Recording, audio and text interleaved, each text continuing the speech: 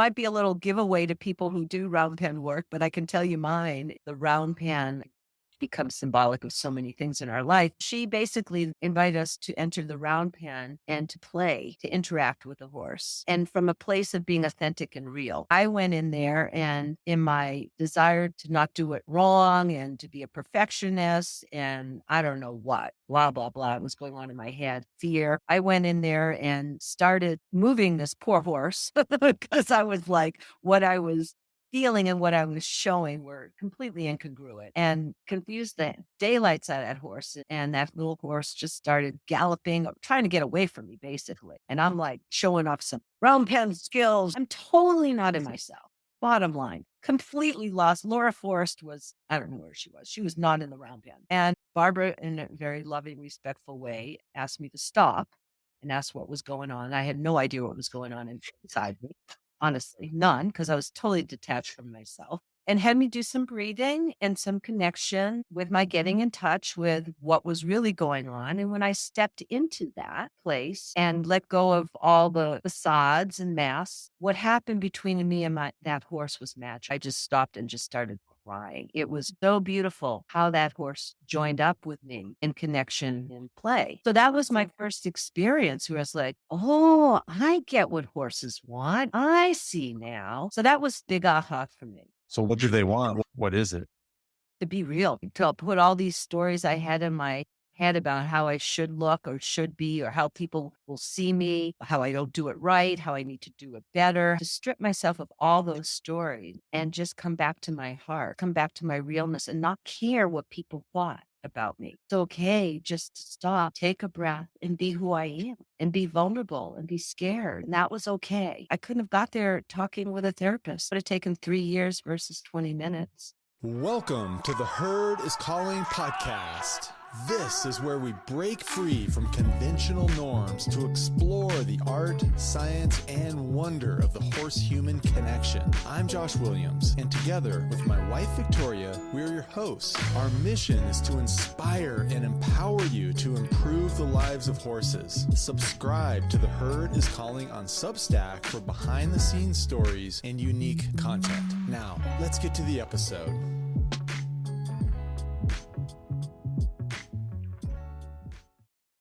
Welcome to the Herd is Calling podcast. Today we have a very special guest, Laura Forrest. Couldn't be more happy to have Laura on the podcast today. I'm going to read just a very brief kind of liner notes of some of Laura's history and background so we can appreciate who she is and what she's bringing to the podcast today. Laura Forrest received her undergrad in multicultural education from the University of Massachusetts, then moved out west to Taos, New Mexico to do her teaching internship. But when she realized that she was more interested in the home lives of the children she was teaching, she decided she wanted to be a counselor.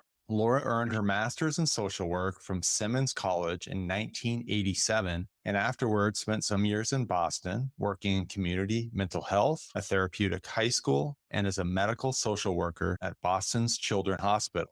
She returned to Santa Fe, New Mexico 4 years later and worked as a counselor in an incest treatment program and a rape crisis center. Laura is trained as an EMDR therapist and has combined years of training in other clinical modalities such as somatic therapy, mindfulness, meditation, EBT, and more, and has been in private practice for the past 30 years. She has incorporated and offers equine experiential therapy as part of her practice. She created a program with Victoria Williams called Discovery with Horses over 15 years ago, in which she facilitates workshops and retreats. Her passions include her husband of 31 years, her daughters, family, community, horses, and world travel, especially seeing things from between the ears of a horse. Welcome, Laura. Hey, Laura. Wow. Good to be here. Hi, guys. So happy you joined us today. You have so much Wow, we're going to have to make this a multi-part series because Laura has so much experience with horses from a horsewoman perspective, from an equine therapy perspective. She has incredible world travel experiences from Patagonia to Mongolia, to just name a couple. So we have a lot to talk about today. What are we going to start with today, Victoria? Well, we're talking more about Laura's personal horse journey, and maybe we'll get a little bit into the equine piece, Cool. and see where section of therapy and horses has sort of fleshed out for Laura. But yeah, we're going to have to do multiple parts because we have to Multiple hear parts. about Mongolia, Patagonia, all from the back of a horse. Yeah. This is just the beginning. And Laura and I have been friends for many, many years. Yeah. You guys have been friends longer than we've known each other. Exactly. Yeah. So Laura officiated our wedding. She did. So Laura is a very important person in our lives. And so we're so happy and lucky to have her on our podcast today. It's a So privilege. thank you. Guys, thank you. You're two of my favorite humans on earth. So I feel grateful and honored to be here and be part of this podcast. Yay. Yay. So let's just dive right in. Yeah. Laura, can you tell us about your horse life these days, including like a snapshot of what your typical horse day looks like? Sure. I pretty much decided that my horse life looks a lot better in the summer than it does in winters in Bend, as it seems to snow, freeze, melt, slush, do everything within 24 hours. You just never know. But that being Right. said, I live on this beautiful, beautiful little hobby farm.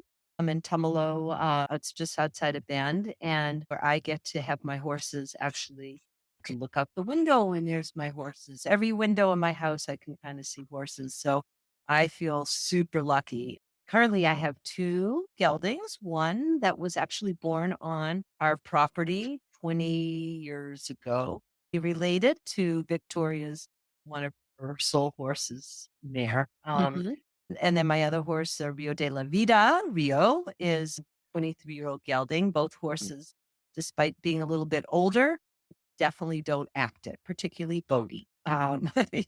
We have another horse that boards here. So I think your question is, what was the question? As I could start talking about my horses, and I don't think that's the idea of the podcast. No, that's great. No, that's a wonderful snapshot of what your life with horses look like. Kind of just if we just zoomed in for a second. You've got this beautiful place out in Tumalo, which is just a lovely sort of oasis type It's area. a really beautiful place In Central Oregon. Magical. You do a lot of trail riding today, like these days. I mean, maybe not like literally right now because it's snowy and icy. You can trail ride right from my property, and that's kind of the main modality. I've also been part of my horse journey this past year, which has really been a highlight in my own personal journey of horsemanship. And it's been amazing, absolutely amazing. I've done that with my horse Bodhi. And so just kind of sinking into what Josh and Victoria have created with my horse journey. That's really been a huge part of my horse world these past couple of years. Now working home since COVID, which has been awesome because I have a yurt on our property. And so I get to interact with my horses probably 12 times a day. I get to feed them in the morning. They get lunch now. They're so excited that I work from home. I, get to give them dinner. I interact with them on the ground, not riding, many, many hours of a day. And I think I feel really lucky that I get to actually have them home. So our relationship is really based on just, they're part of our family. I interacted with them maybe more than I do with my husband on some days. So that's kind of what my horse world looks like at the moment. Yeah. Good. That's really good. Why were you first drawn to horses? How did it all begin? That was a great question. And honestly, I'll just say I was born with it. I cannot remember a moment when there was this, I love horses. It just was something that honestly goes as far back in my memory that there was something about horses, even just photos of horses, because I didn't get to be around horses. I come from a totally non-horsey family. Nobody could understand what was, what I bewitched with and why. It made no sense. So I really think we can kind of look past lies. We can look at all sorts of things. The bottom line is, I think I came into this world wired to be drawn to horses. Yeah. Yeah. What can you tell us about your first horse? I feel like there's some stuff there that would be really good. Yeah. Yeah. I think, as I said, it was this horse crazy toddler. And then as I got a little older, I don't know if you showing my age a bit, but used to be back of cereal boxes for those older folks out there. They would have all these contests that you could win a pony. Shiny pony. Seriously. They would be on the back of Like an actual pony, like. Oh yeah. Yeah. Whoa. It'd be at the back, all the cereal boxes would have the whole back would be win a pony. And it'll have a little Shetland Wow. pony with a little Western saddle. And it usually was like a little paint. And then you had to cut out the cardboard and fill your name in. And I remember, as far as back as I can remember, I begged my mother to just enter the contest. And my grandmother had a little plot of land. Now, if I go by and look at it, it was probably about a 20th of an acre. I mean, it was like, but she said to me, someday, if you still love horses or you win the pony, you can keep your horse here. So I was like all in that. And she promised me that I could have a horse if I still loved horses. She'd buy me a horse at 13. My whole childhood was around any way I could be around horses, any way. I mean, muck stalls, stop, beg them for lessons. Fast forward, when I was 13, I cashed in. Oh, yeah. I was not. You didn't forget. Did not forget. We found this very overweight horse that hadn't been ridden in like 10 years. I think he was, I don't know. He was this black Morgan quarter horse. We bought him. My family knew nothing about horses, no vet checks, nothing. Just, okay, $500, price is right. It's your horse. Seriously. And, when I look back on that now, it's like I named that horse Miyamoto, which is my dear one. That horse was the horse you could gallop through cornfields blindfold. I would clean his sheath, standing there. I would swim across lakes that I had no idea if there was a bottom. I mean, he was the horse, total trust, total partnership. Got him down, his weight got him down, started showing him to 4-H Pony Club. He was the greatest horse that I've ever owned. And all just the backyard, didn't know what the heck we were doing. Horse. So he became instrumental in my formative years for sure. Wow. Yeah. Wow. And so once you were on the path, and sort of moved on and got older, how did your journey progress to now?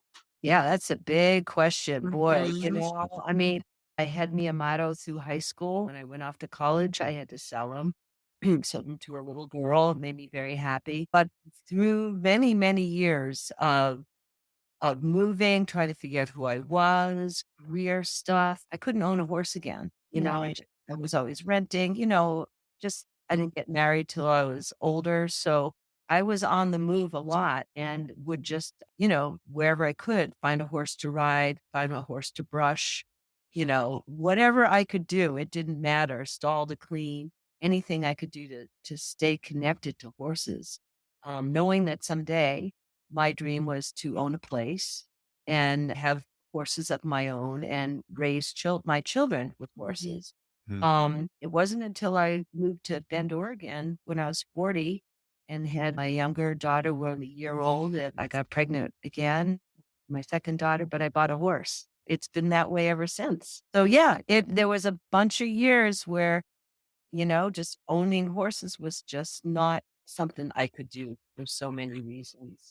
Yeah. I mean, I think we've talked to a few people now on the podcast, and it's definitely a theme, like kind of drawn to horses as when they're young. And then, that young adulthood, having to go out and be a young adult. Horses sometimes have to have to take a back seat. But the other common thread is that we all figure out ways to stay connected to horses in some way, shape, or form. And I think that's Absolutely. pretty cool and very interesting too.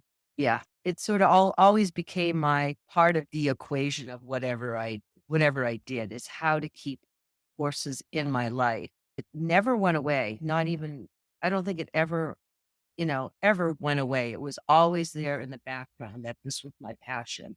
And it wasn't something I was just going to not be passionate about just because I couldn't own my own horse. Right. Yeah. Right. Yeah. I mean, that's so powerful too, that when we think about visualization and manifestation, you ended up manifesting your dream life, Yeah. having the little farm, having horses all around. I Yeah. mean, it's pretty powerful when you think about that Yeah. progression. Yeah. I honestly, I appreciate you saying that, Victoria, because I don't take it for granted.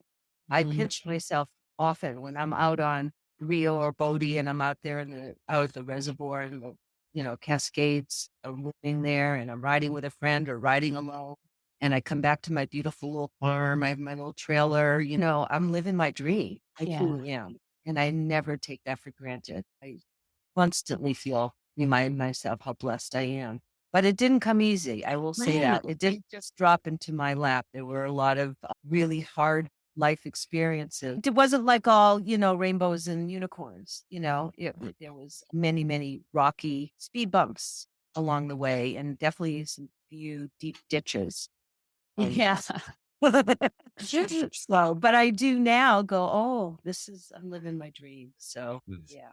Yeah, well, that vision of the dream is sort of the North Star, right? It keeps you Absolutely. working through those ditches and valleys and trenches. Just want to say, as I was thinking about this podcast, like making the wrong turns, and there were turns I almost made that, I mean, there were Mm. definitely junctures in the path that could have led my life in a very different direction. So following, that North Star, like keeping that vision of who are you really and why are you here on this earth and what is it you want? And don't get off the path because you get off the path, you're off the path. So Right. there were many steps along the way where things could have been much different. You're thinking about some of those choices or some of those moments that could have set you on a path that could have made things unfold differently. What's like just if you had one or two lessons that resonate these days that came out of those Yeah. formidable experiences, what Yeah. do you think back on and go, whoa, that was actually a really good lesson? Yeah. Or good choice. Right, And a right. bad choice. Yeah, no, I mean, I'll be really upfront. I'm a therapist, so I try to be as authentic and real and not hide my story. But I think, one of the early ones was being in a very, very abusive relationship and living with somebody who I was hurting me and getting out of that relationship. That was a huge this was my early 20s. I was living out in Taos Pueblo, out in New Mexico. And that was making that choice to get out of that relationship when I was very much alone and didn't have a horse as my guide. That was, Mm. I wish there were horses in my life to do that. It would have made it easier. Other times, I mean, a little self-disclosure, walking away from a wedding. A really lovely person, but knowing that in the deepest of my hearts moving he came from another country and moving to another country in that I wouldn't have my dream, and part of that dream was having the horses in my dream, and as much as I cared about him, knowing that was his path, it wasn't my path. So Mm. very, very, very hard decisions that caused, and then the rough years after that. So, just things like that, like really checking in, like, is this my life? Is this my dream? I think that's really important to constantly check in. Am I doing what I want to be doing? Or am I doing it because I should be doing it? Or it's too hard not to do it? Or it's too scary what might be on the other side, the unknown. So, I know that's where people get really stuck in that fear. So Wow. yeah, yeah, Yeah, I mean, just looking at the life that you have manifested, that kind of gives me chills thinking about some of those watershed moments, Mhm. and the underlying thread seems to be courage. Mm. yeah, Making the decision that was actually harder was, you knew somewhere deep down it was the right decision, but it wasn't the easy decision. yeah, absolutely. Definitely. The easiest is always just to stay put and don't do what you know, even if what you know is really unhealthy for you. But yeah, taking that step into jumping in over that bridge of unknown is really, I think, where growth comes from. I mean, it really, really is. And trust, yeah. I mean, I think that's great you brought up that word, Victoria, because in my horse journey, that's been my mantra. Trust. It's really becoming my mantra. I realize it's always been there. I just didn't name it. I got to name it in my horse journey, which was really, yeah. Very cool. Yeah. Well, I was going to ask, how have some of those experiences that were rougher or those kind of moments that were difficult inform the type of horse person you are now? And I think you just answered that Yeah. question. Yeah. Mm. Yeah. Yeah. I think just, the other pieces that I think inform myself as a horse person, horsewoman, is trusting your intuition, listening to your gut, being real with that. Don't try to hide it or pretend that you're not feeling it.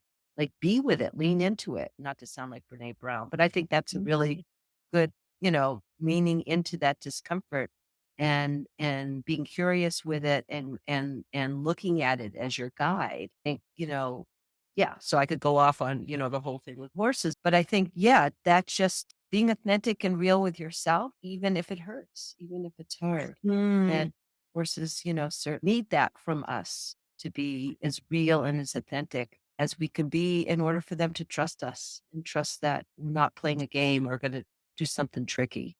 Right.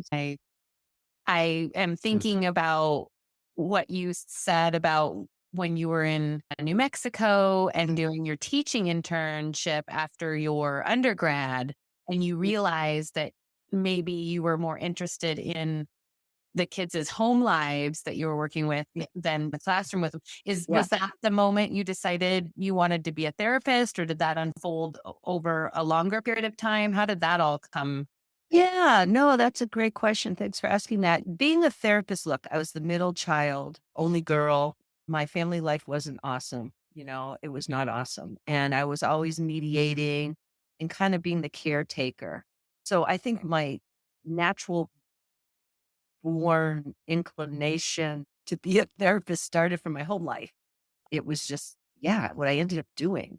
But I didn't know that's what I wanted to do as a career. I knew I wanted, because I was very, very unhappy as a kid. And back to horses, they were my happy place for sure. First horse, I sometimes say saved my life as a teenager for sure. That relationship with that horse. But I think became interested in helping people with depression and anxiety and trauma, all the things I was experiencing. It's kind of all I knew. So I sort of thought, oh, okay, maybe someday I could work with people, not knowing it was going to be as a counselor.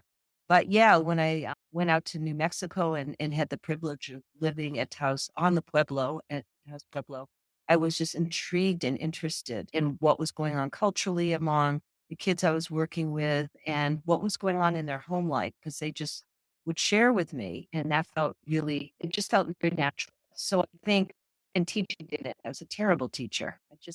I can't spell, and if you're a teacher, it's definitely an issue. I always had parents writing letters saying, about that second grade teacher, could she but anyhow, that's a whole other story. But anyhow, so I think it was then that I left New Mexico. I got out of that abusive relationship.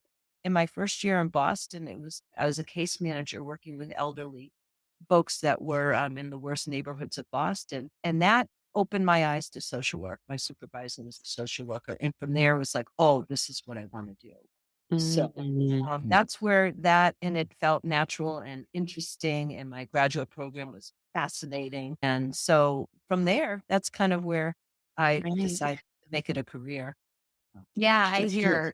I hear courage, I hear vulnerability, I hear empathy. I just like all the things, all your attributes and qualities that started to fall into place and align to set you on this path. Yeah.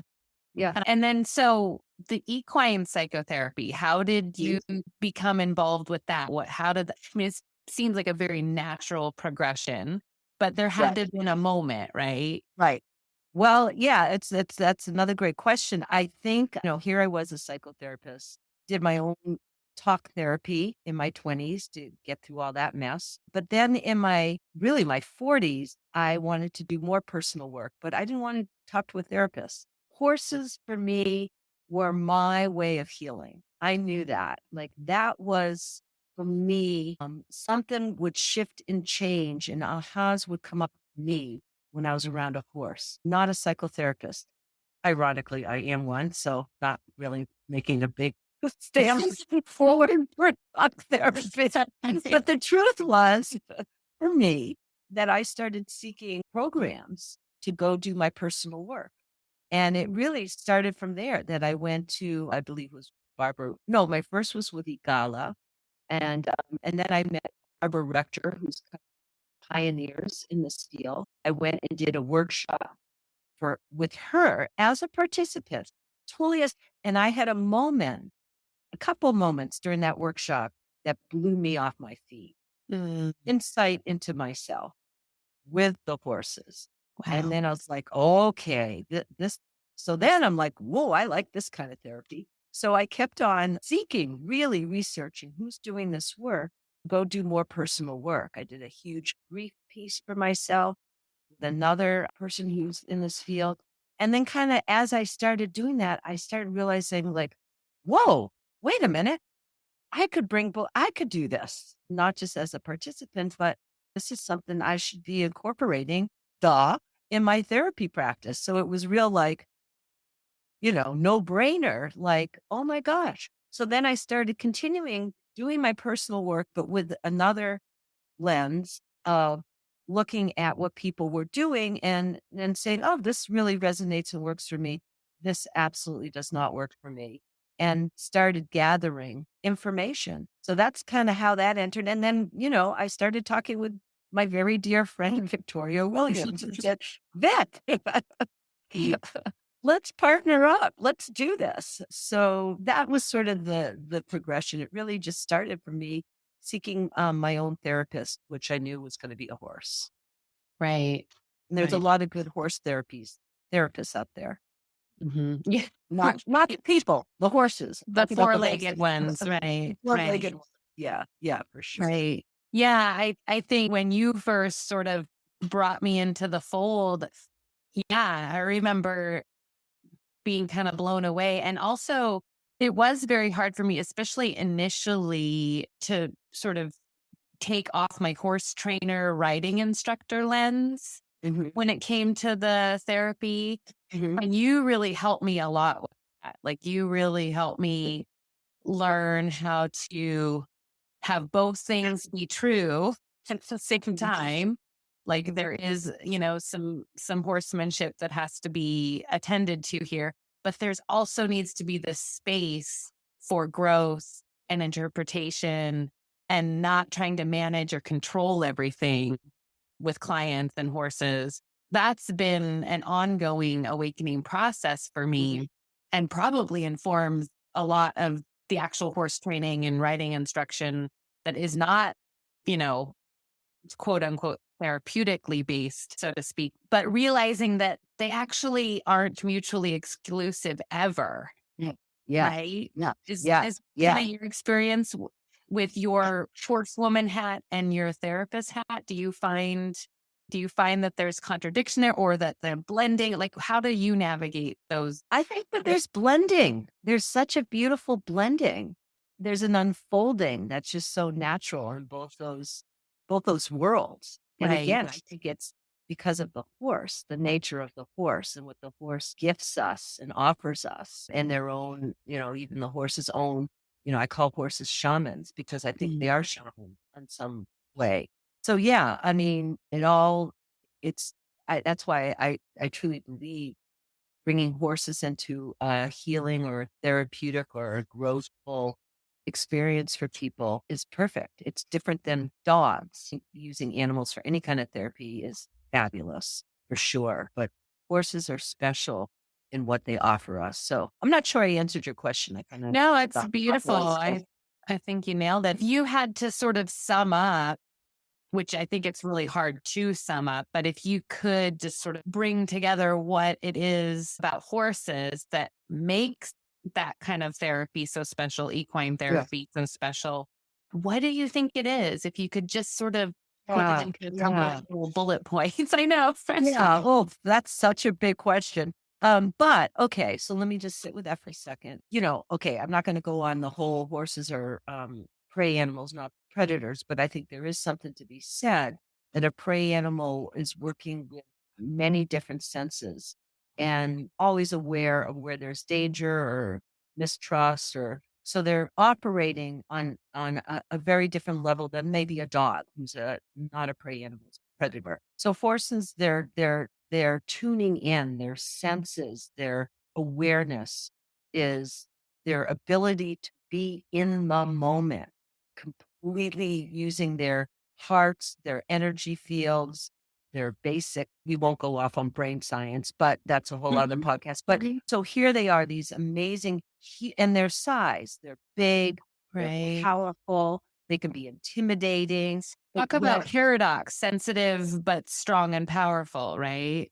Exactly. Exactly. So they have these hearts of gold and this deep intuitive and, intuition and these senses, but there are these big bodies, that can be very intimidating, and they can be powerful, and they could be, dangerous too if they're scared or, whatever. So there is that paradox. So what a perfect paradox then to bring to us humans, because we have all that too, right? We could be predators. We could be angry and scared and dangerous. We can be, and we can be in our heart and in our vulnerability and be mindful and aware if we learn how to do that.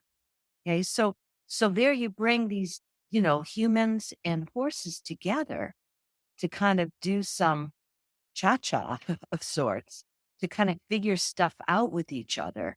Horses also need us to be authentic and real. And that's huge because we wear so many masks. We all have our facades and our masks, and horses, they don't go for that.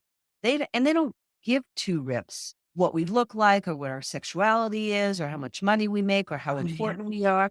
They don't care. They just see us as beings. So we get to strip away all that crap that defines us and have to really reach into our truest, most authentic self to be able to gain their trust and become partners in connection with them. And I can't think of any other animal, and honestly, in all fairness, I don't study lions and monkeys. So maybe there is. I just do horses. The horses are enough for me.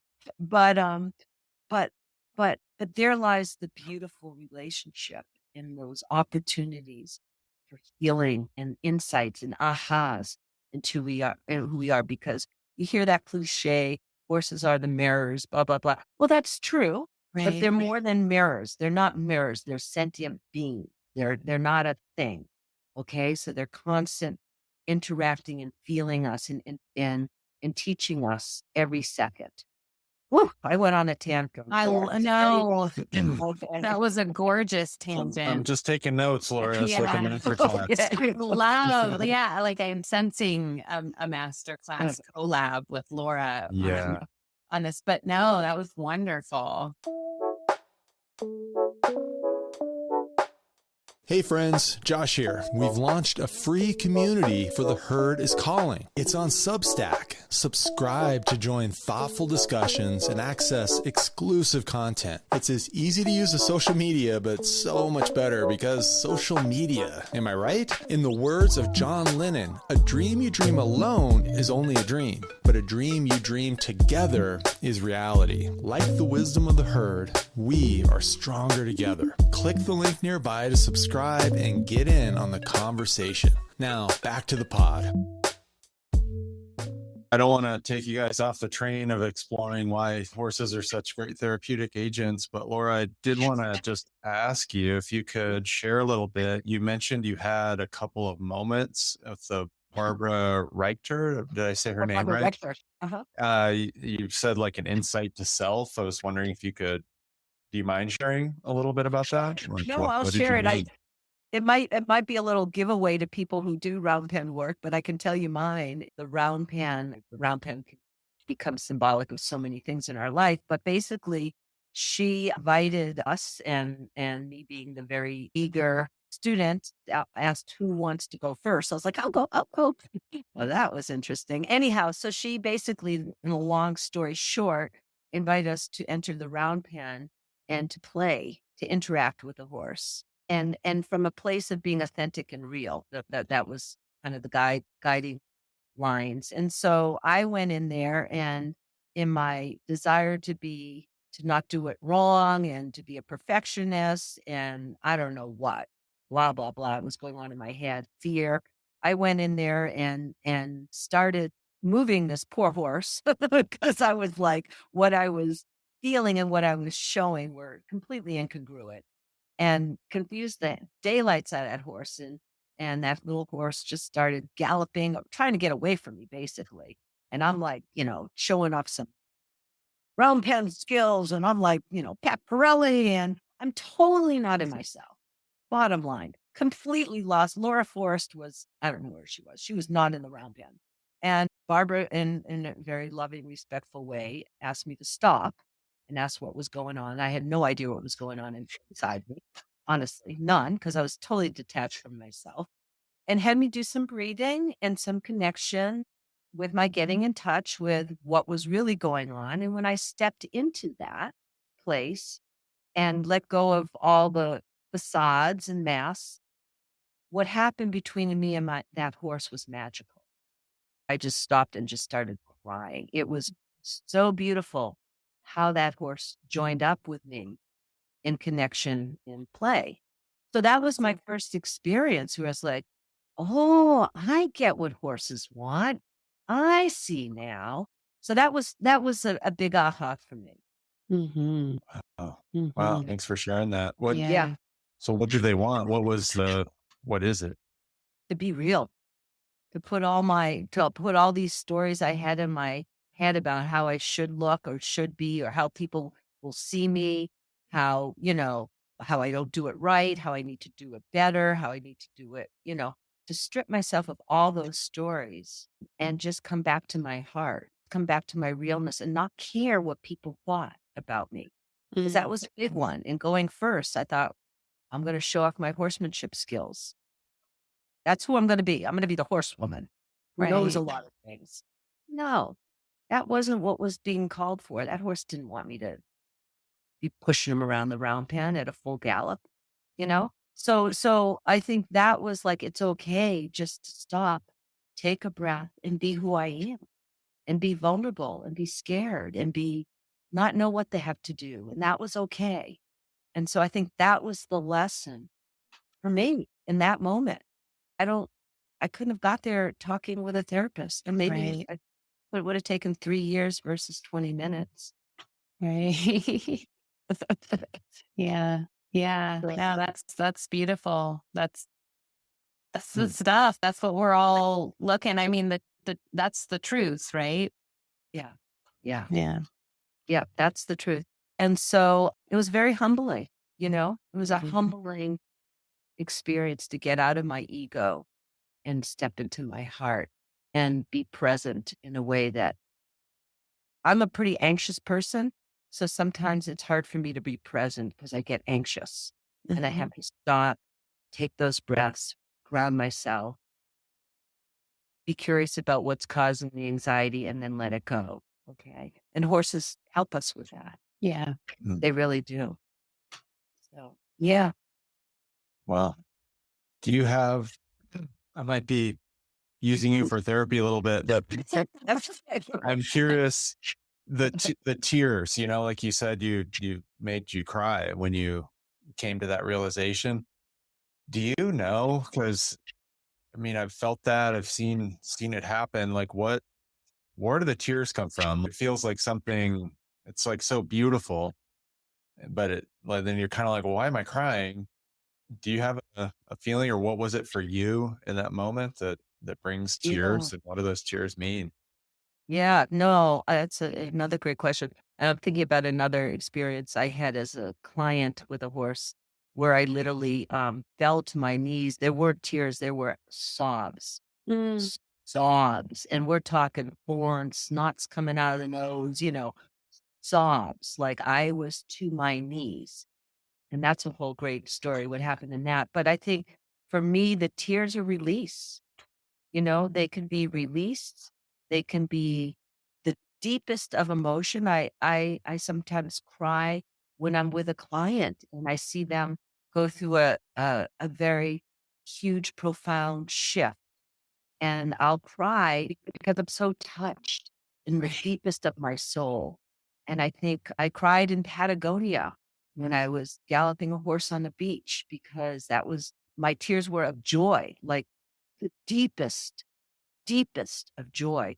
So I think I see tears can be so many things, Mm. but I think they are really like, okay, so this is a little metaphor that just came up in my head, but it's like we have this beautiful blue, or this is also Patagonia, beautiful little blue lagoon in our souls. It's like turquoise water and it's like sacred water. And I sometimes see our tears come from that deepest place within us, whether it be grief, whether it be joy, whether it be connection, to another human or a profound shift. To me, it's like it's where we touch life in its most profound way. So I'm getting goosebumps Yeah, just saying me this. too. So yeah, I think tears can mean so many things, but I think if we can really tap in and let it happen and not start labeling it as, oh, it's weakness when we cry, but that is tough. Don't show tears. That's, tears are our life force. They're our strength. They're the most courageous part of who we are. Wow. Yeah. I Yeah. mean, I think if horses could cry, they would a lot. But they do, their eyes work in different ways. They cry in a different way. But anyhow, yeah. Whew, wow. Beautiful. Yeah. Yeah. Thank you for that. Yeah. I feel like I know more about something right now. Yes, me too. About something that's sort of mystical and unknown. So that is really And special. I'll say that's my interpretation. Right. That's just what it is. That's my experience. It can be so different for somebody else. And that's just, Yeah. how I experience it. So I'm not an expert on crime by any what it means. It's something really different for everybody. But Sure. that's what it is for me. Sure. Yeah.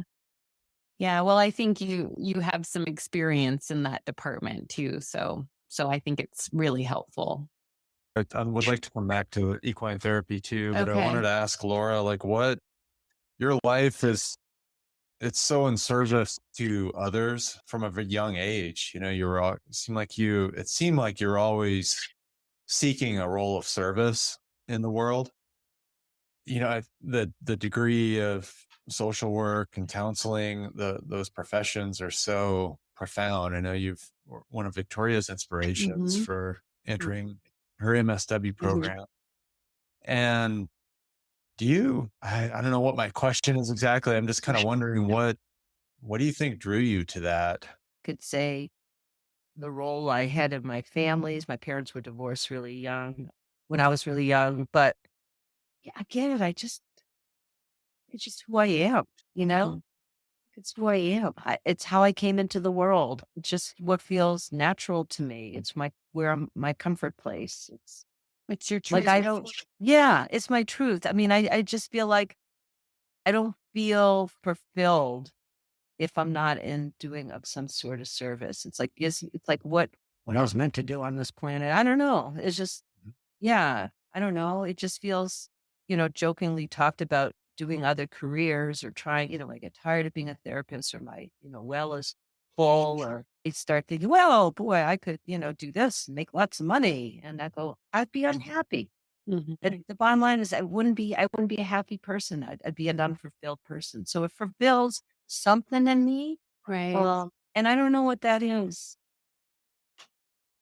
I think it's so interesting that you just knew that and were able to stay true to that from such an early age. I think that's what Josh is trying to wrap his head around. It's like many of us, I think, get on a journey in our lives where we have to kind of come back to that truth or come back to our essential truths or edict by which our North Star, by which we live our life. And it just seems like you just had a very clear picture of that and you stayed true to it through your whole life, and you made decisions that kept you on that path. And I think that is pretty unique and it's very inspirational for me.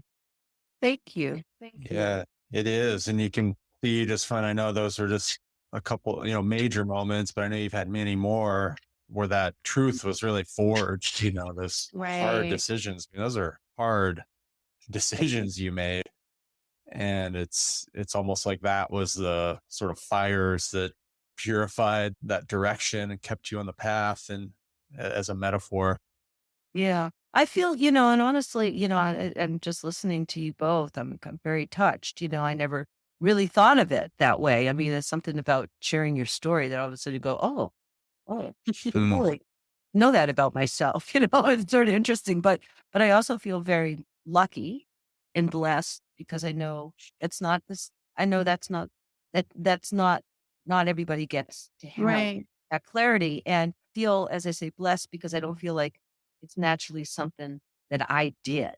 It's just how it unfolded, what what this life is about for me. And I feel, yeah, I feel lucky that my passions and my knowing, that deep knowing, which I do feel I've had since I was a kid, has always been there, and it's really helped me. Jeez. That being said, I will say I'm in a time in my life right now that my daughters have moved on. They're creating their own families and careers. My husband and I are getting older. There's a shift, and I'm not really totally sure where I'm going next. So it's really a perplexing time for me. Mhm.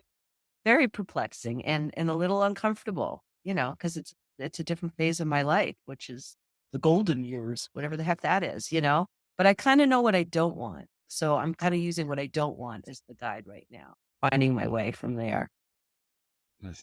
I love that. Yeah. Yeah. Thanks for sharing that too. That's just the thing. We never quite have it all figured out. That is the paradox. It's not like you just decide this is my path and I'm going to stay true to it. It's like it has to be every day. You're Yeah. tested and Yeah. things change. Life changes, situations changes. Yeah. Then I will say, excuse me, I don't mean to interrupt, but then I go back to that mantra. Trust it's going to unfold.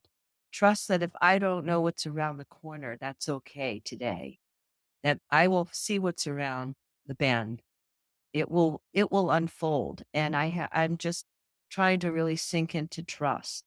Do what feels right now, even if you aren't sure what's ahead. It's interesting. And I'll just say, like, this trip I just got back a week ago from Chile, Patagonia. I knew this is what I have to do now. That was really clear. Like, I got to do this trip now. I cannot put it off. Mhm. So I'm just sort of like those little tidbits of pieces of like, and once it comes in my head, there's no turning away from it. Like, I got to do it. So I'm hoping that will continue. That's what am I going to do when I turn 65? Yeah, it seems like it will. But it is interesting. You have to keep, you're always going to be tested, I guess. It's interesting too, just the way you talked about your drive to serve and led you to your career. Was really similar to the way you talked about horses, and that you were really born with it, that it was just kind of deep inner drive. It's not really even a conscious, seems like it came from the ethers or who knows where. Yeah. Yeah. Interesting. Yeah. I'll have to listen back on this podcast and learn some things about myself. Right? Do some journaling after this. It's rich. It's Yeah. rich. And this is just going to be part one. Yeah, so much I want to dig into with equine therapy, because Laura what's cool about you, Laura, one of the many things is that you had such a long history with being a therapist and working in so many different settings and horses. And then you took that and you've learned so many different ways to use equine therapy, different applications. You've studied with so many different great trainers and different paths. So I really want to dig into that, but I know that's going to be like a whole discussion. So maybe that would be a good part too. More the different modalities. I can't wait to hear that. Yeah. Sure. Yeah.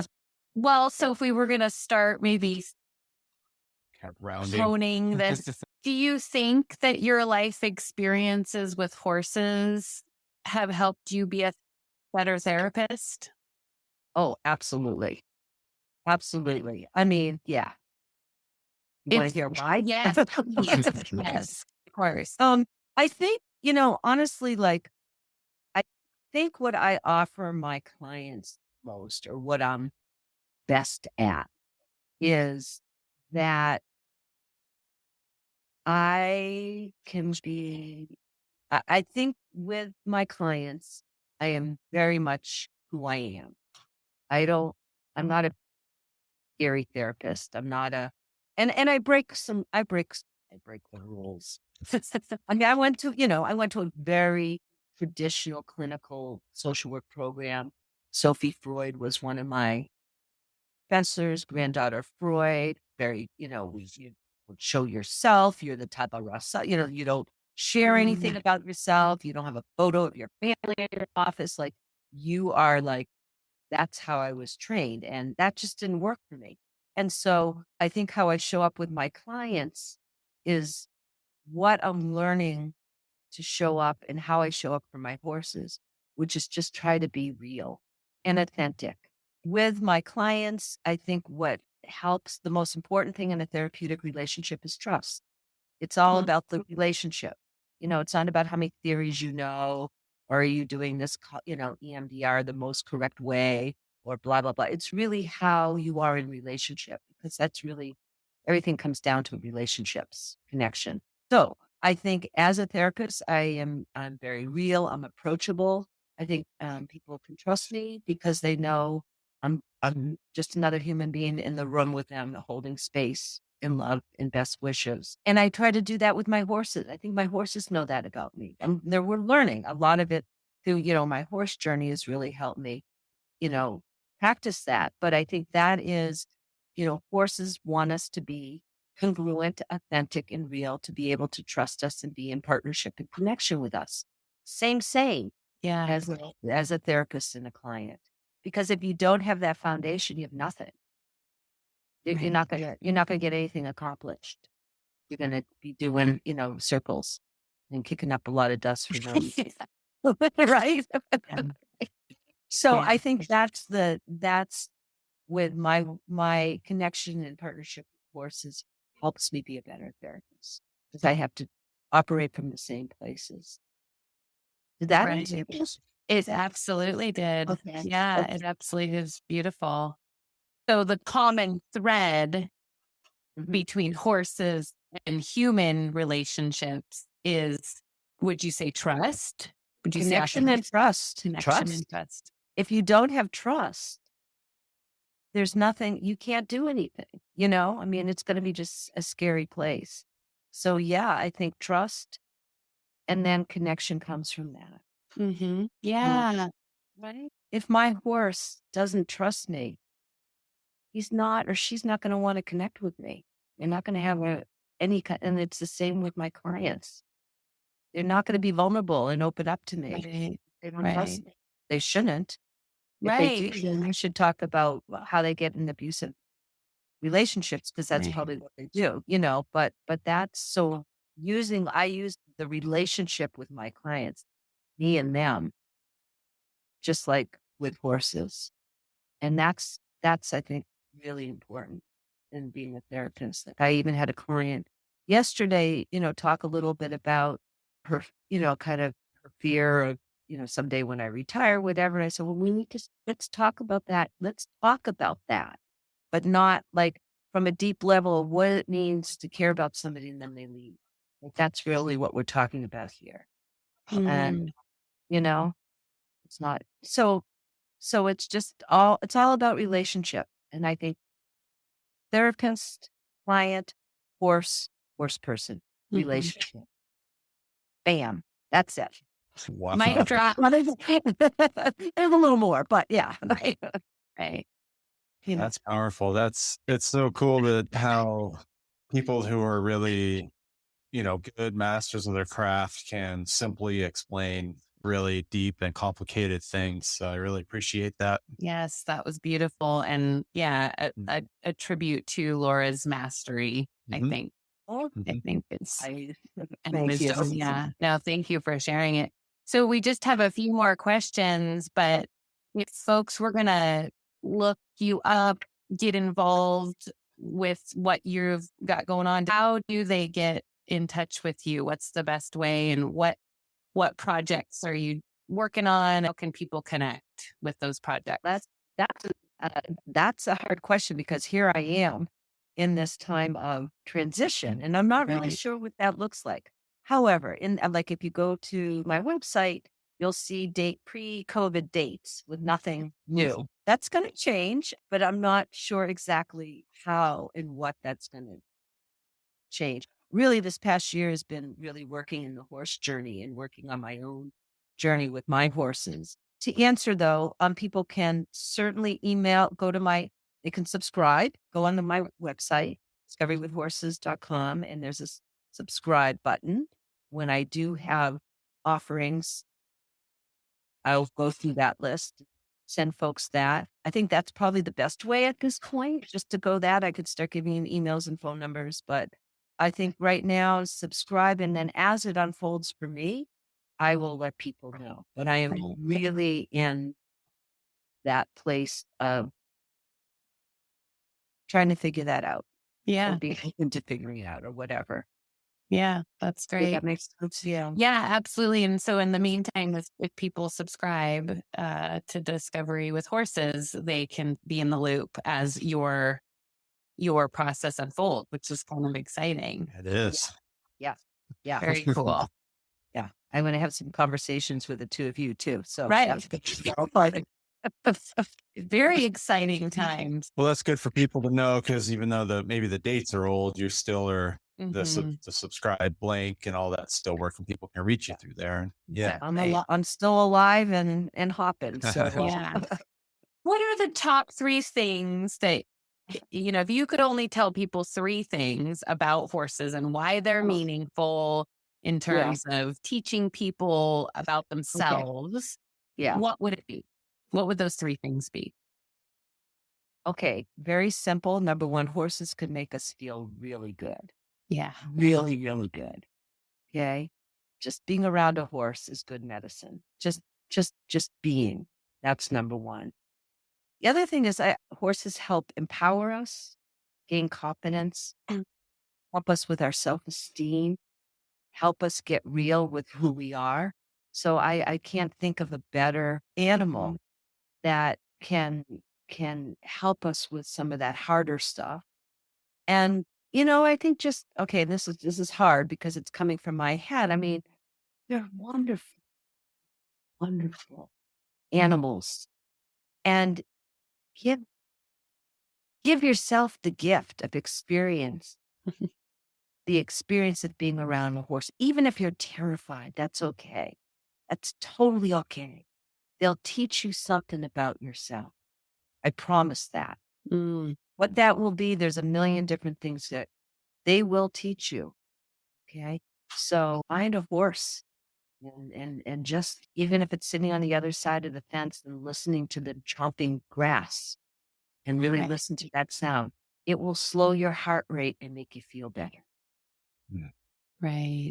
That's good. Those are really good ones. That's great. So I want to just riff on that a little bit for you.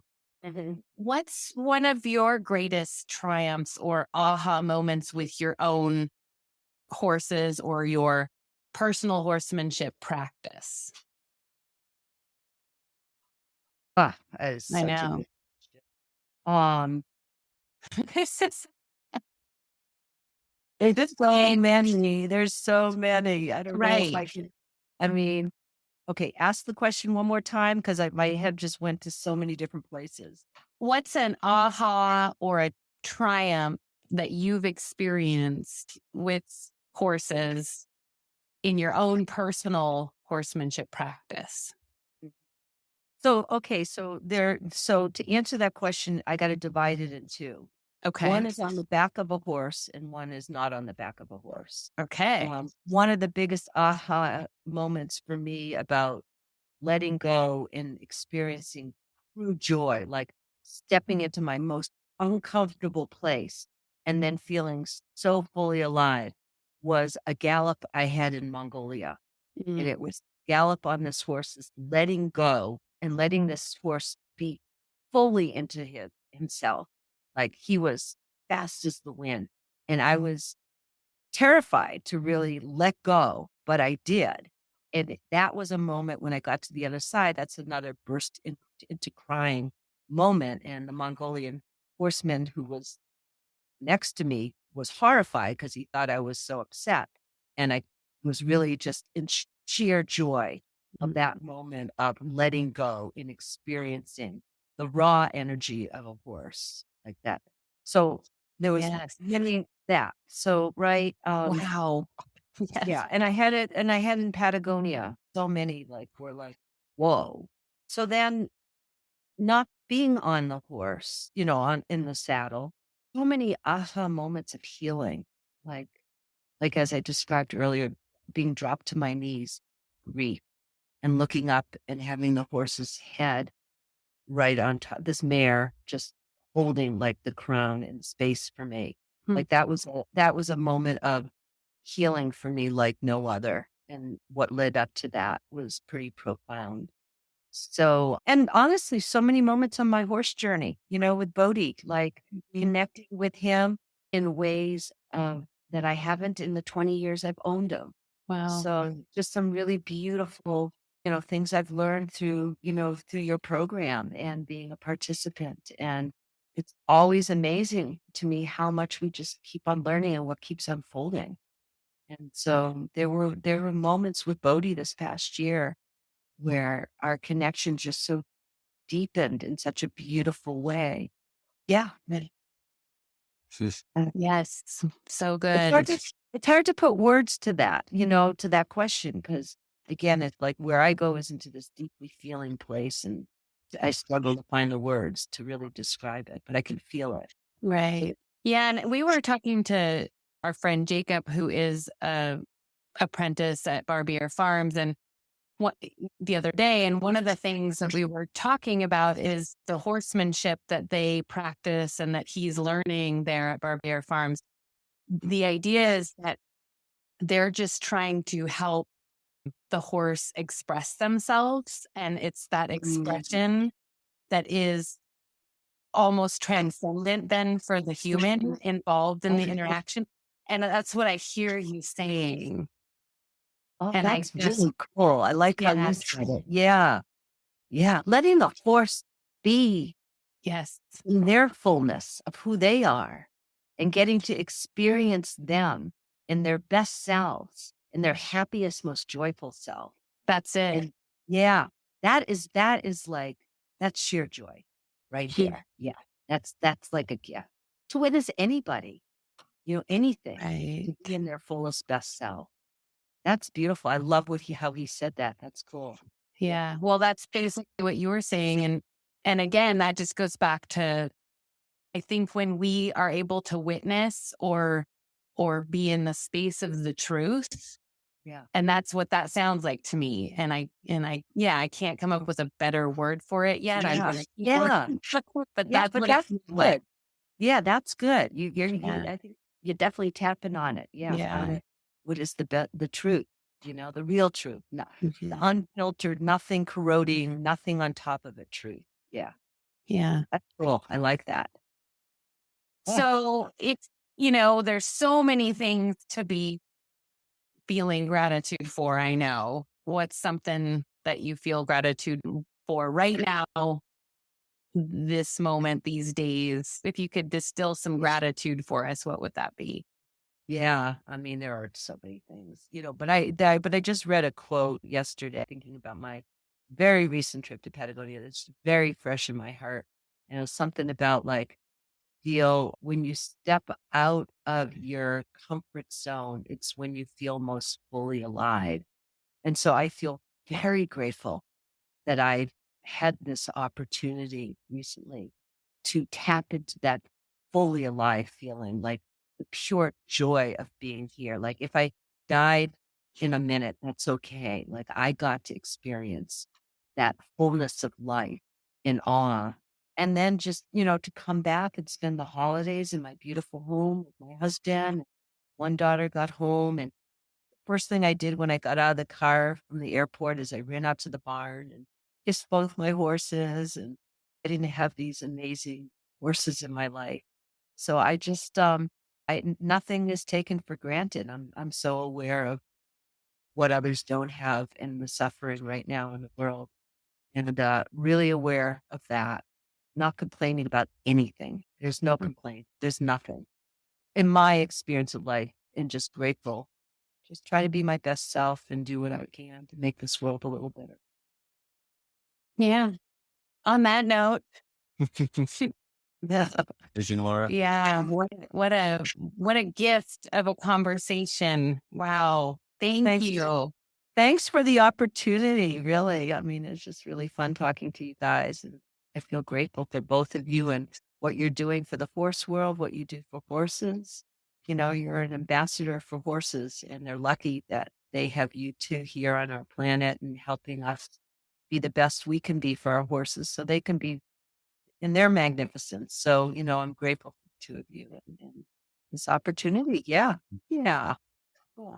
So, Thank you, Laura. Thank Yeah. you. Thanks. okay. Means the world coming from you. So yeah, I think I'm gonna just need to process this beautiful conversation for a bit now. Me too. I think I'm going to go out to the barn and do a little grooming and connecting with my very muddy horses. Oh my God. Great.